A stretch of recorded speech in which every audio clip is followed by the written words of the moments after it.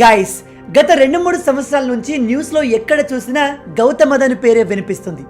అది ప్రపంచ ధనవంతుల్లో 2వ స్థానం గురించి కావచ్చు, లేదా ఎన్డీటీవీని సొంతం చేసుకోవడం గురించి కావచ్చు. పైగా అదాని సంపద కూడా చాలా తక్కువ సమయంలోనే విపరీతంగా పెరిగింది. అది ఎంతగా అంటే అతని సంపదను ఒక చార్ట్ రూపంలో తయారు చేస్తే అది చూడడానికి ఒక ఎవరెస్ట్ మౌంటైన్లా కనిపిస్తుంది. అలాగే ఇతని ఆస్తుల గురించి చాలా మందికి అనేక రకాల డౌట్స్ కూడా ఉన్నాయి.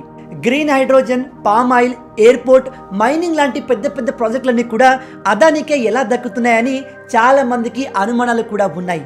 ఇక్కడ కొందరు చెప్పేది ఏమిటంటే ఇతనికి డబ్బంతా కూడా లోన్ల ద్వారా వస్తుంది అని. అయితే ఇలాంటి ఆరోపణల్ని అదాని గ్రూప్ కంప్లీట్గా కొట్టి పారేసింది. అయితే కొన్ని రోజుల క్రిందే ఈ స్టోరీలో ఒక పెద్ద ట్విస్ట్ వచ్చేసింది. లాస్ట్ వీకెండ్ విడుదలైన ఒక రిపోర్ట్ అదాని గ్రూప్పై సీరియస్ అలిగేషన్ చేసింది. దాంతో కంపెనీ షేర్లు దారుణంగా పడిపోవడం స్టార్ట్ అయింది. కేవలం కొన్ని గంటల్లోనే అదాని తన సంపదలో దాదాపు $10 బిలియన్ కంటే ఎక్కువగా నష్టపోయాడు. ఈ రిపోర్ట్ వల్ల ఎల్ఐసికి సుమారుగా 20,000 కోట్ల రూపాయల నష్టం వాటిల్లింది. అంతేకాదు షేర్ మార్కెట్లో ఎటు చూసినా రెడ్ కలర్ గ్రాఫే దర్శనమిస్తుంది. అయితే అదాని గ్రూప్ ఈ రిపోర్ట్ని తీవ్రంగా ఖండించడంతో పాటు దీనిపైన స్ట్రిక్ట్ యాక్షన్ తీసుకుంటామని కూడా చెప్పారు. అయితే అతి తక్కువ సమయంలోనే అదాని గ్రూప్ ఇంత వేగంగా ఎలా డెవలప్ అయింది? అదానిపై వచ్చిన రిపోర్ట్లో ఎటువంటి క్వశ్చన్స్, ఎలిగేషన్స్ ఉన్నాయి? అసలు ఈ రిపోర్ట్ తయారు చేసింది ఎవరు? వాళ్ళ హిస్టరీ ఏమిటి? ఇలాంటి అనేక విషయాల్ని మనం ఈ వీడియోలో ఇన్ డీటెయిల్గా తెలుసుకునే ప్రయత్నం చేద్దాం. గైస్, ఈ వీడియోని కాస్త న్యూట్రల్ మైండ్తో మీ ఫేవరెట్ పార్టీలను, రాజకీయాల్ని పక్కన పెట్టి నిజాలు తెలుసుకోవాలి అనే ఉద్దేశంతో వినండి. ఎంతో రీసెర్చ్ చేసి ఈ వీడియోలోని విషయాల్ని న్యూట్రల్ పర్స్పెక్టివ్లో సింపుల్ అండ్ క్లియర్గా మీకు అర్థమయ్యేలా చెప్పబోతున్నాను. ఈ వీడియో చాలా ఇంట్రెస్టింగ్గా ఉండబోతుంది. ఏమాత్రం స్కిప్ చేయకుండా పూర్తిగా చూసి అన్ని విషయాలు తెలుసుకోండి. బై ద వే, మీరు ఇప్పటి వరకు మన ఛానల్ని సబ్స్క్రైబ్ చేసి ఉండకపోతే subscribe to NB show Telugu.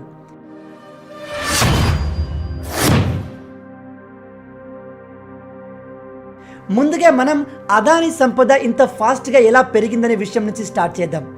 Adani గ్రూప్లో దాదాపుగా 7 లిస్టెడ్ కంపెనీలు ఉన్నాయి. ఈ కంపెనీలన్నీ కూడా డిఫరెంట్ ఫీల్డ్లో ఆపరేట్ అవుతూ ఉంటాయి. అవే gas, green energy, power, import and export, transmission, ports, palm oil, ఇలా ప్రతి ఫీల్డ్లో అదానికి సంబంధించిన ఏదో ఒక కంపెనీ ఖచ్చితంగా ఉంటుంది. కేవలం అంతేకాదు, 2022లో అదాని సుమారుగా $10 బిలియన్ ఇన్వెస్ట్ చేసి అంబుజా సిమెంట్ మరియు ఏసీసీ సిమెంట్ని సొంతం చేసుకున్నాడు. దీంతో అదాని గ్రూప్ మన దేశంలో 2nd లార్జెస్ట్ సిమెంట్ మ్యానుఫ్యాక్చరర్గా ఎదిగింది. వీటితో పాటు మీడియా సెక్టార్లో ఎన్డీటీవీ, క్వింట్ లాంటి డిజిటల్ మీడియాస్లో ఇతనికి షేర్స్ ఉన్నాయి. ఇక అదాని కంపెనీల గ్రోత్ స్టోరీ విషయానికి వస్తే అది ఒక మ్యాజిక్ లా ఉంటుంది. ఎందుకంటే 2021లో ఇతని కంపెనీలు దాదాపుగా 400% కంటే కూడా ఎక్కువగా గ్రో అయ్యాయి. మరోపక్క అంబానీ గ్రోత్ రేట్ కేవలం 55%గా మాత్రమే ఉంది. అదాని కంపెనీల షేర్ వాల్యూ పెరుగుతున్న కొద్దీ అతని పర్సనల్ వెల్త్ కూడా పెరుగుతూ వచ్చింది. 2020లో $18 బిలియన్ ఉన్న అదాని సంపద 2021 వచ్చేసరికి $33 బిలియన్ ఇంక్రీజ్ అయింది. అదే 2022లో ఇతని సంపద మరింత పెరిగింది. ఎంతగా అంటే 2022 సెప్టెంబర్ నెలలో Adani personal wealth $136 billion touch చేసింది. అదే సెప్టెంబర్ 2022లో అదాని గ్రూప్ మొత్తం నెట్వర్త్ దాదాపుగా $156 బిలియన్ చేరుకుంది. ఇక్కడ $156 బిలియన్ అంటే మన కరెన్సీలో దాదాపు 12 లక్షల కోట్ల రూపాయలకు సమానం. అంటే ఇతని పర్సనల్ వెల్త్తో ₹1 కోటి విలువ చేసే ల్యాంబోర్గినీ లాంటి కార్లు 12 లక్షలు కొనుక్కోవచ్చు. అయితే ఈ అదాని సంపద మొత్తం కూడా మనీ రూపంలో కాకుండా కంపెనీ షేర్ల రూపంలో ఉంటుంది. గత 5 ఏళ్లలో అదానికి చెందిన అనేక కంపెనీలు 126% నుంచి 6,000% గ్రో అయ్యాయి. ఇది ఒక విధంగా ఫినామినల్ గ్రోత్ రేట్గా చెప్పుకోవచ్చు. మీ అందరికీ తెలిసే ఉంటుంది, ఎవరి దగ్గర అయితే సడన్గా ఎక్కువ మొత్తంలో డబ్బులు వస్తాయో అందరికీ వాళ్ళపైన డౌట్ స్టార్ట్ అవుతాయి. సరిగ్గా అదాని విషయంలో కూడా అదే జరిగింది. అయితే అదానిపై చాలా మందికి ఉన్న డౌట్స్ ఏమిటంటే లోన్స్ వల్లే ఇతనికి ఇంత సంపద వచ్చింది అని. క్రెడిట్ రేటింగ్స్ ఇచ్చే ఫిచ్ గ్రూప్లో క్రెడిట్ సైట్స్ అనే ఒక యూనిట్ అదాని గ్రూప్పై ఆగస్టు 2022లో ఒక డీటెయిల్ రిపోర్ట్ని ప్రిపేర్ చేసింది. అందులో అదానికి చెందిన కంపెనీలు డీప్లీ ఓవర్ లెవరేజ్ అని పేర్కొంది. ఇక్కడ ఓవర్ లెవరేజ్కి మీనింగ్ ఏమిటంటే ఆ కంపెనీ యొక్క రెవెన్యూ ప్రాఫిట్తో పోలిస్తే ఖర్చులు ఎక్కువగా ఉండడం. అంటే ఈ గ్రోత్ ఏదైతే ఉందో అదంతా కూడా అప్పుల వల్ల వచ్చిందని. అలాగే ఈ రిపోర్ట్లో అదానీ గ్రూప్లోని కంపెనీలు అప్పులో ఉబ్బిలో చిక్కుకుపోయి డిఫాల్ట్ అయ్యే ప్రమాదం ఉందని కూడా చెప్పాయి. అదే కనుక జరిగితే ఇండియన్ మార్కెట్ కుప్పకూలే ప్రమాదం లేకపోలేదు. ఆగస్ట్ 2022లో S&P గ్లోబల్ అనే వేరే ఏజెన్సీ ఎవరైతే రుణాలు తీసుకుని కంపెనీలను సొంతం చేసుకుంటున్నారో వారి వల్ల తమ రేటింగ్స్ పై ప్రెషర్ పెరుగుతుందని తమ రిపోర్ట్లో వెల్లడించింది. అంతేకాదు ఈ రిపోర్ట్లో అదానీ కంపెనీల ఫండమెంటల్స్ ప్రస్తుతానికైతే స్ట్రాంగ్గా ఉన్నాయని కూడా చెప్పింది. అయితే అదానీ గ్రూప్ ఈ విషయాలన్నిటికీ రీప్లేగా తమ debt to operating profit ratio క్రమక్రమంగా ఇంప్రూవ్ అవుతూ వస్తుందని, దాని గురించి ఆందోళన చెందాల్సిన అవసరం లేదని కూడా వివరణ ఇచ్చింది. ఇక అదానీ గ్రోత్పై ప్రజలకు ఉన్న రెండో డౌట్ విషయానికి వస్తే, ఎక్కువగా ఇతర కంపెనీలతో పోలిస్తే అదానీకే గవర్నమెంట్ ప్రాజెక్టులు ఎందుకు వస్తాయి అని. 2020లో అదానీ ఎయిర్పోర్ట్ మేనేజ్మెంట్ బిజినెస్ ప్రారంభించిన కొద్ది రోజుల్లోనే ఎయిర్పోర్ట్ అథారిటీ ఆఫ్ ఇండియాతో మాట్లాడి 6 ఎయిర్పోర్ట్లను మేనేజ్ చేయడం స్టార్ట్ చేశారు. అంతేకాదు మన దేశంలో సెకండ్ లార్జెస్ట్ పోర్ట్ అయిన కృష్ణపట్నం పోర్ట్ని కూడా అదానీ సొంతం చేసుకున్నాడు. అలాగే 2020లో ప్రపంచంలోని అతిపెద్ద సోలార్ డెవలప్మెంట్ ప్రాజెక్ట్ని కూడా అదానీ కైవసం చేసుకున్నాడు. అలాగే 2022లో NTPCకి కోల్ సప్లై చేసే కాంట్రాక్ట్ కూడా ఇతనికి లభించింది. మీరు న్యూస్ ఛానల్స్ని డైలీ ఫాలో అయితే అదానికి లభించిన కాంట్రాక్ట్ల గురించి న్యూస్లు ఎప్పుడు వస్తూనే ఉంటాయి. అందుకే చాలామంది అదానికి గవర్నమెంట్ సపోర్ట్ ఉందని ఆరోపిస్తూ ఉంటారు. అయితే ఈ ఆరోపణలన్నింటికీ అదాని చెప్పే సమాధానం ఒకటి. जब आप आरोप लगा रहे हो तो आप एक बताओ जिसमें हमने एक भी काम विदाउट बिडिंग काम किया हो. अदानी ग्रुप की एक फिलोसॉफी रही है कि कोई भी चीज विदाउट बिडिंग अपने को टच नहीं करने का. విన్నారు కదా, అందరిలాగే అదానీ కూడా బిడ్డింగ్ చేసే ప్రాజెక్ట్ తీసుకుంటామని చెబుతున్నాడు. ఇక ప్రస్తుతం అదానీ గ్రూప్ ఎంత పెద్ద సామ్రాజ్యంగా ఎదిగిందంటే it is too big to fail. Too big to fail అంటే ఒకవేళ ఈ కంపెనీ ఫెయిల్ అయితే మన సిస్టమ్ పూర్తిగా కుప్పకూలిపోతుంది. అలాంటి సిచ్యువేషన్లో గవర్నమెంట్ కూడా ఇందులో జోక్యం చేసుకోవాల్సిన పరిస్థితి ఏర్పడుతుంది. అందుకే లాస్ట్ 2-3 ఇయర్స్ నుంచి అదానీ గ్రూప్ యొక్క ర్యాపిడ్ గ్రోత్ దాన్ని టూ బిగ్ టు ఫెయిల్గా తయారు చేసింది. అదానీ గ్రూప్ దాదాపుగా 13 పోర్ట్లతో మన దేశంలోనే అతిపెద్ద పోర్ట్ ఆపరేటర్గా ఎదిగింది. అంతేకాదు అదానీ గ్రూప్ మన దేశంలో అతిపెద్ద coal trader, coal mining contractor కూడా. వీటితో పాటు 8 ఎయిర్పోర్ట్లను మేనేజ్ చేస్తుంది. దీంతో ఈ గ్రూప్ మన దేశంలో అతిపెద్ద ప్రైవేట్ ఎయిర్పోర్ట్ ఆపరేటర్గా ఎదిగింది. ప్రపంచంలో one of the largest solar power developers కూడా ఈ అదానికి చెందిన కంపెనీ.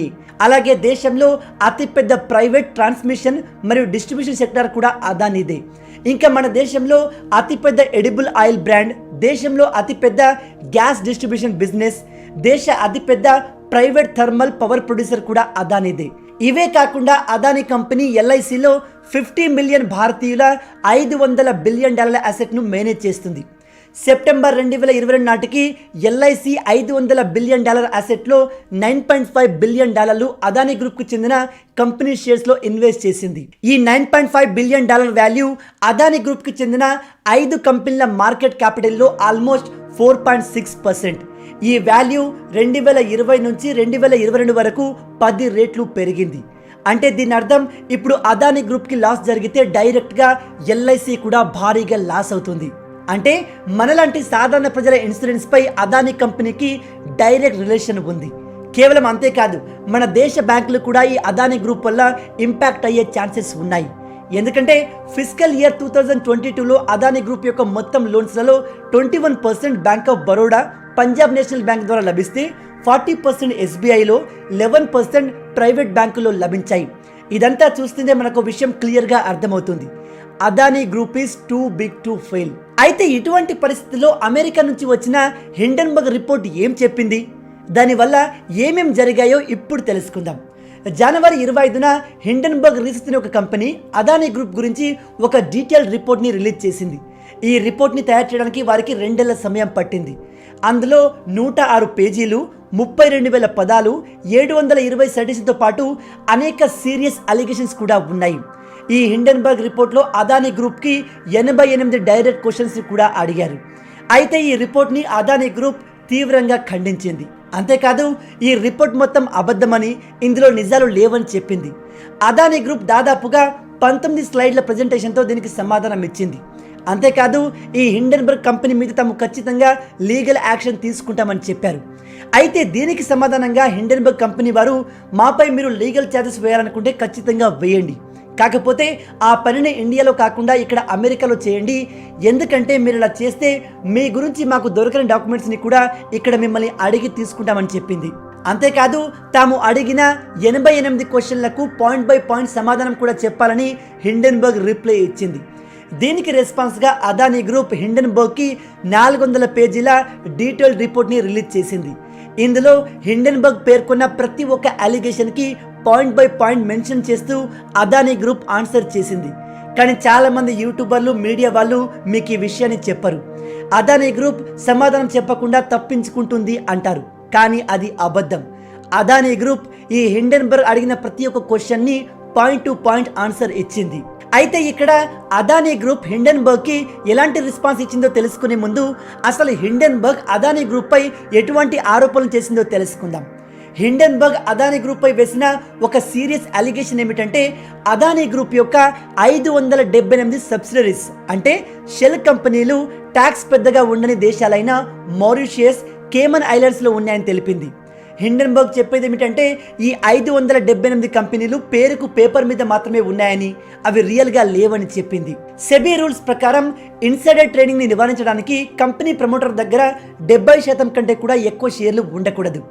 తెలియని వాళ్ళకి చెప్తున్నాను, ఇక్కడ ఇన్సైడర్ ట్రేడింగ్ అంటే ఒకవేళ కంపెనీ యొక్క ఇంటర్నల్ ఇన్ఫర్మేషన్ బయటకు తెలిస్తే వాటి ఆధారంగా షేర్ మార్కెట్లో ఉన్న దాని స్టాక్స్ని పెంచుకోవచ్చు, తగ్గించుకోవచ్చు.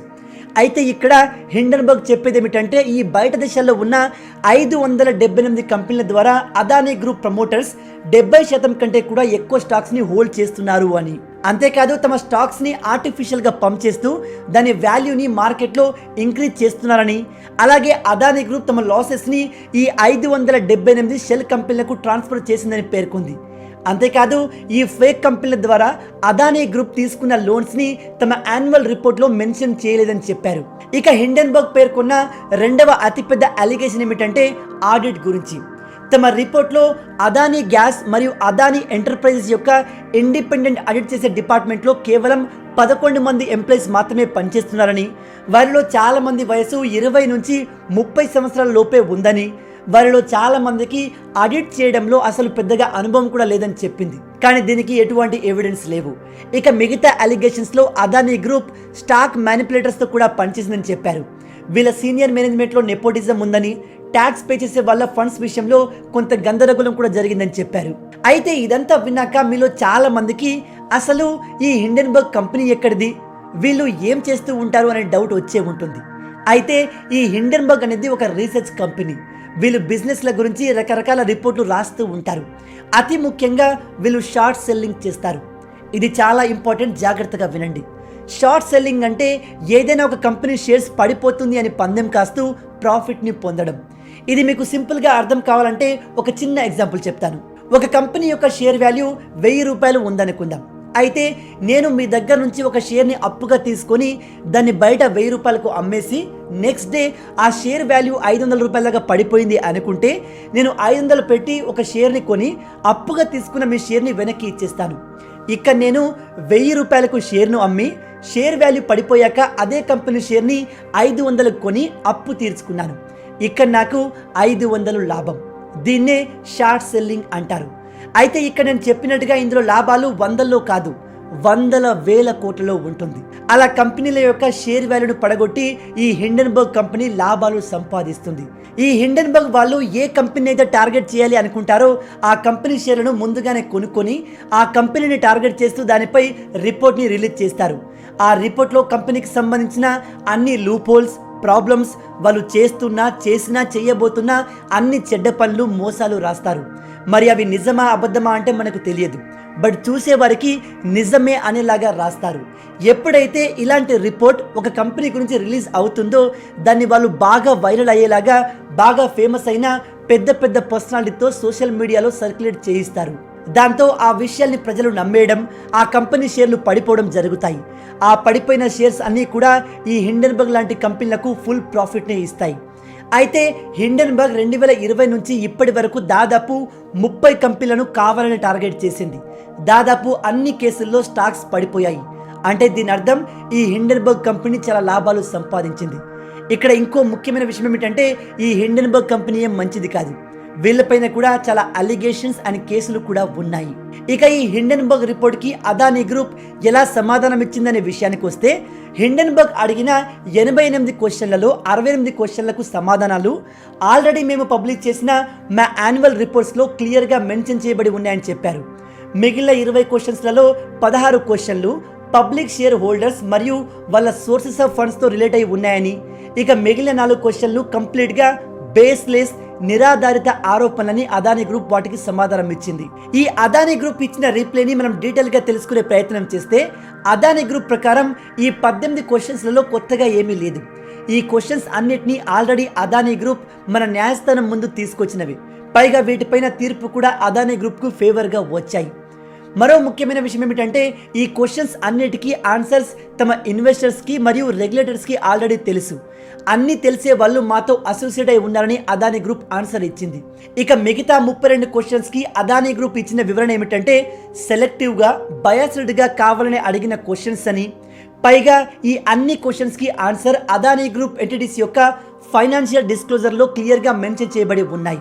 ఇక ఆఫ్షోర్ ఎంటిటీస్, ఫేక్ కంపెనీస్ మీద వేసిన ఎలిగేషన్స్ అన్నీ కూడా ఎవిడెన్స్ లెస్, రెక్లెస్ క్లెయిమ్స్గా అదానీ కంపెనీ తెలిపింది. ఇక క్వశ్చన్ నెంబర్ 34 అండ్ 62 నుంచి 70 వరకు ఉన్న క్వశ్చన్స్ అన్నీ కూడా సెలెక్టివ్ ఇన్ఫర్మేషన్ మీద బేస్ చేసుకుని చేసిన కుట్రపూరిత ఆరోపణలు అని చెప్పింది. అలాగే మిగతా కొన్ని క్వశ్చన్స్ పబ్లిక్ షేర్ హోల్డర్ గురించి కూడా ఉన్నాయి. కాబట్టి దాని గురించి ఇన్ఫర్మేషన్ మా దగ్గరే కాదు, ఏ కంపెనీ దగ్గర కూడా ఉండదని అదానీ కంపెనీ చాలా క్లియర్గా చెప్పింది. ఇక ఆడిట్ గురించి అదానీ గ్రూప్ చెప్పిన విషయాలు ఏమిటంటే, తమ ఆడిట్ కమిటీలో 100% ఇండిపెండెంట్ డైరెక్టర్స్ ఉంటారని, అంతేకాదు వీళ్ళ రికమెండేషన్ మీదనే స్టాట్యుటరీ ఆడిటర్స్ అపాయింట్ అవుతారని కూడా తెలిపింది. ఇక ఫైనల్గా అదానీ గ్రూప్ చెప్పింది ఏమిటంటే, హిండెన్బర్గ్ అనేది ఒక షార్ట్ సెల్లింగ్ కంపెనీ. కేవలం ప్రాఫిట్ కోసం ఇండియా యొక్క పెద్ద కంపెనీ మీద అటాక్ చేసిందని, వీళ్ళ మాటలు బేస్లెస్, కంప్లీట్ అబద్ధాలు అండ్ ఇల్లీగల్ అని చెప్పింది. అయితే ఇక్కడ అదానీ గ్రూప్ ఈ హిండెన్బర్గ్ రిపోర్ట్ని తిరస్కరించినప్పటికీ వాళ్ళ షేర్స్ మీద ఈ రిపోర్ట్ ప్రభావం భారీగా పడిందని చెప్పాలి. అంతేకాదు ఈ హిండెన్బర్గ్ రిపోర్ట్ టైమింగ్ కూడా చాలా అనుమానాస్పదంగా ఉంది. ఎందుకంటే అదానీ గ్రూప్ 20,000 కోట్ల FPO అంటే follow on public offer open చేసే కొన్ని డేస్ ముందే ఈ రిపోర్ట్ వచ్చింది. ఇక్కడ FPO అంటే దీని ద్వారా ఏదైనా పబ్లిక్ కంపెనీ ప్రజల నుంచి ఫండింగ్ని రేస్ చేయవచ్చు. ఇక IPO అంటే మీరు చాలా మందికి తెలిసే ఉంటుంది, ఇనీషియల్ పబ్లిక్ ఆఫర్. ఇది ఫస్ట్ టైం పబ్లిక్ కంపెనీగా ఏర్పడే కంపెనీలు ఓపెన్ చేస్తాయి. అలా పబ్లిక్ కంపెనీగా మారిన తర్వాత ఫండింగ్ రేస్ చేయాలనుకుంటే కంపెనీలు ఖచ్చితంగా FPO ఓపెన్ చేసుకొని ఫండింగ్ని రేస్ చేస్తారు. అదానీ గ్రూప్ కూడా సరిగ్గా ఈ FPO ఓపెన్ చేసే ముందే ఈ రిపోర్ట్ని రిలీజ్ చేశారు. ఈ రిపోర్ట్ వల్ల అదానీ గ్రూప్ షేర్లు ప్రతిరోజు 20% లాస్కి పడిపోతూనే ఉన్నాయి. నేను మీకు మొదట్లో చెప్పినట్టుగా LIC అయితే కేవలం 2 రోజుల్లో 18,000 కోట్ల రూపాయలు నష్టపోయింది. అంతేకాదు మన ఇండియన్ మార్కెట్లో ఎటు చూసినా రెడ్ కలర్ గ్రాఫే దర్శనం ఇస్తుంది. అలాగే గౌతమ్ అదానీ యొక్క పర్సనల్ వెల్త్ కూడా చాలా డ్రాప్ అయింది. సెకండ్ ప్లేస్లో ఉన్న అదానీ ఒక్కసారిగా 17th ప్లేస్కి పడిపోయాడు. అయితే ఈ రిపోర్ట్ వల్ల అదానీ యొక్క FPO మీద ఇంపాక్ట్ పడిందా అంటే లేదనే చెప్పాలి. ఎందుకంటే రీసెంట్గా UAEకి చెందిన ఇంటర్నేషనల్ హోల్డింగ్ కంపెనీ దాదాపు $400 మిలియన్ ఈ FPOలో ఇన్వెస్ట్ చేసింది. పైగా ఈ FPO సక్సెస్ఫుల్గా ఫుల్లీ సబ్స్క్రైబ్ అయింది. కానీ చివరికి ఏమైందో తెలియదు. అదానీ గ్రూప్ ఈ FPO మొత్తాన్ని డ్రాప్ చేసి ఇన్వెస్టర్ల డబ్బులు వెనక్కి ఇచ్చేసింది.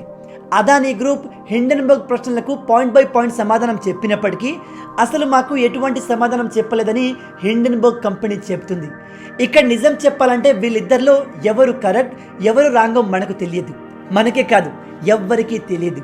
బట్ చాలామంది వాళ్ళకు తెలిసినట్టుగా అదానీ ఒక ఫ్రాడ్ అని కొంతమంది చెప్తే, లేదు హిండెన్బర్గ్ కంపెనీ కావాలనే ఇండియాను టార్గెట్ చేస్తుందని మరికొంతమంది చెప్తున్నారు. బట్ ఇందులో నిజమేంటో ఎవ్వరికీ తెలియదు. దీని గురించి మీరేమనుకుంటున్నారు? ఇక్కడ ఎవరు నిజం చెప్తున్నారు? అదానీ గ్రూప్ చెప్పినట్టుగా హిండెన్బర్గ్ కంపెనీ కావాలని మన ఇండియాను టార్గెట్ చేస్తుందా? మీ ఆలోచనల్ని కింద కమెంట్లో చెప్పండి. ఇక చివరగా నేను ఈ వీడియో చేయడానికి ముఖ్య ఉద్దేశం ఏమిటంటే, అదానీ గ్రూప్ అండ్ హిండెన్బర్గ్ వీళ్ళిద్దరిలో ఎవరు అబద్ధం చెప్తున్నారు ఎవరు నిజం చెప్తున్నారో మనకు తెలియదు. తెలియాలి అంటే దీనిపై ఇన్వెస్టిగేషన్ జరగాలి. అది కూడా జరగబోతుంది. అప్పటి వరకు మనకు మనమే ఒక సైడ్ తీసుకొని తిట్టుకోవడము కొట్టుకోవడం సరికాదు. పైగా అదానీ గ్రూప్ అనేది టూ బిగ్ టు ఫెయిల్.